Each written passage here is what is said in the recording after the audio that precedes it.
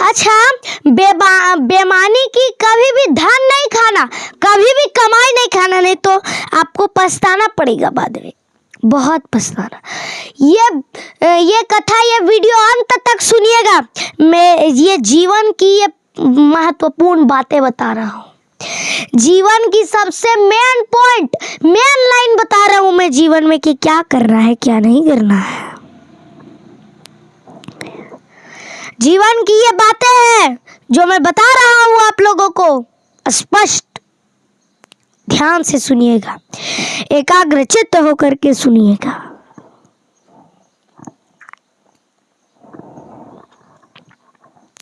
बेईमानी का कमाई, बेईमानी का धन कभी भी नहीं खाना चाहिए। यदि आज आपने किसी का बेईमानी का धन खाया है तो 10 वर्ष के बाद, 5-10 वर्ष के बाद आपको उस बेईमानी का फल भोगना पड़ेगा। 10 वर्ष के बाद आपको उस बेईमानी का फल भोगना पड़ेगा। फिर बाद में आज आपने बेईमानी से उस बेचारे फलाने व्यक्ति का पैसा लूटा है, पैसा उसका छीन लिया है। 10 वर्ष के बाद, 10 वर्ष तक तो बेईमानी का पैसा रहेगा, करोड़पति बन करके रहोगे, लेकिन 10 वर्ष के बाद देखना, 10 वर्ष के बाद तुम्हारा भी सब चल जाएगा, यहाँ तक कि जितना तुम चोरी भी नहीं किया तो उससे भी डबल चल जाएगा। ये पछताना पड़ेगा, इसलिए बेईमानी का धन कभी नहीं खाना। बेईमानी का धन लगभग 10 वर्ष तक रहेगा तुम्हारे पास। कितने वर्षों तक रहेगा बेईमानी का धन? 10 वर्ष तक तुम्हें जितनी आशिकी ऐश करना है, मौज करना है, कर लो। 10 वर्ष के बाद देखना तुम्हारे साथ क्या क्या होता है। अभी कुछ हुआ नहीं है, लेकिन देख बेटा तुम्हारे साथ क्या होने वाला। ये परमात्मा के पास ये नोटिस आ जाता है, एप्लीकेशन,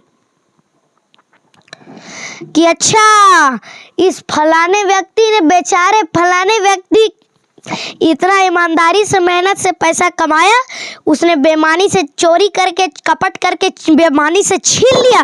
देख वहां पे परमात्मा ने नोट कर लिया। 10 वर्ष के बाद तुम्हें पछताना पड़ेगा, तुम्हारी सब चल जाएगी। जितनी दमड़ी तुमने उससे ली थी, उससे सब कौड़ी दमड़ी, पैसा कौड़ी सब देखना, सब चल जाएगा। मैया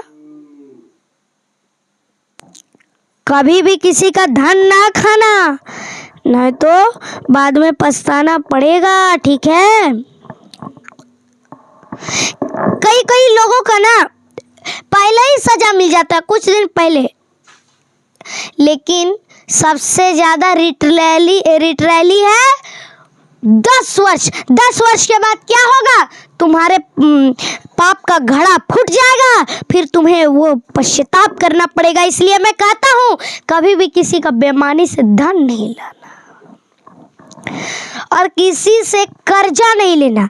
कर्जा लोगे तो उसका पैसा चुका लेना। यदि आपने किसी का 1000 रुपया भी लिया है, 500, 100 भी लिया है, 50 रुपये भी लिया है, और यदि नहीं चुकाए तो अगले जन्म में उस व्यक्ति का, आपको उस व्यक्ति के घर का आपको कुत्ता या बैल बनना पड़ेगा और चुकाना पड़ेगा।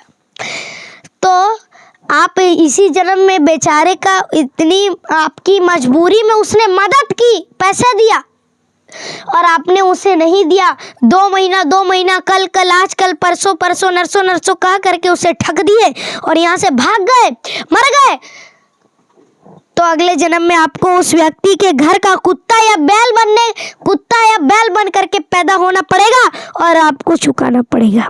तो ये बोलिए, उसके घर का कुत्ता या बैल बनने से अच्छा है किसी जन्म में चुका देना है, पाप भी नहीं लेना। अरे उस व्यक्ति ने आपके मजबूरी पे, उस समय आपकी मजबूरी होगी इसलिए ना कर्जा लिए, उस समय मजबूरी थी इसलिए मजबूरी में आपकी मदद किए, और आप उसे ठग रहे हैं, आप उसके साथ बेईमानी कर रहे हैं। ये तो अच्छा नहीं है ना, बोलो ये अच्छा है क्या? ये ना जी, ये अच्छा ना है।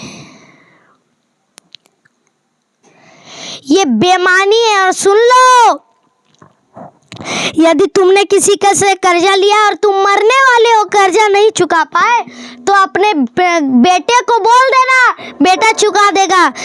बेटे को बोल देना, उसके बाद ही मरना। यदि बेटे को ना बोले तो तुम पछताओ, ये गारंटेड परमात्मा तुम्हें भेज देगा। किसी को कौड़ी कम नहीं देता मेरे परमात्मा, किसी को कौड़ी कम नहीं, किसी को नहीं देता दमड़ी ज्यादा। मेरे मालिक के दुकान में सबका जीवन का खाता। मेरे मालिक के दुकान में सबका खाता रहता है। इसलिए किसी के पास भी बेईमानी नहीं करना, ठीक है। बेईमानी का धन कभी नहीं खाना चाहिए, नहीं तो अगले जन्म में उस व्यक्ति का, जिस व्यक्ति से आपने कर्जा लिया, उस व्यक्ति के घर का बैल, ये नहीं तो पालतू कुत्ता बनना पड़ेगा।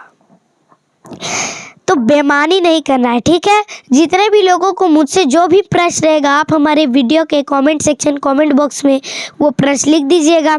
संडे की अर्थात रविवार की कथा को, उस प्रश्न का उत्तर आपको मिल जाएगा। साथ ही साथ आप अपना स्टेट और डिस्ट्रिक्ट भी लिख दीजिएगा, ताकि हम भी तो देखें हमारी कथा कहाँ कहाँ से लोग सुनते हैं। तो बेईमानी का धन कभी नहीं खाना चाहिए, ठीक है। प्रेम से बोलिए जय श्री कृष्ण, जय श्रीमन नारायण, राधे राधे।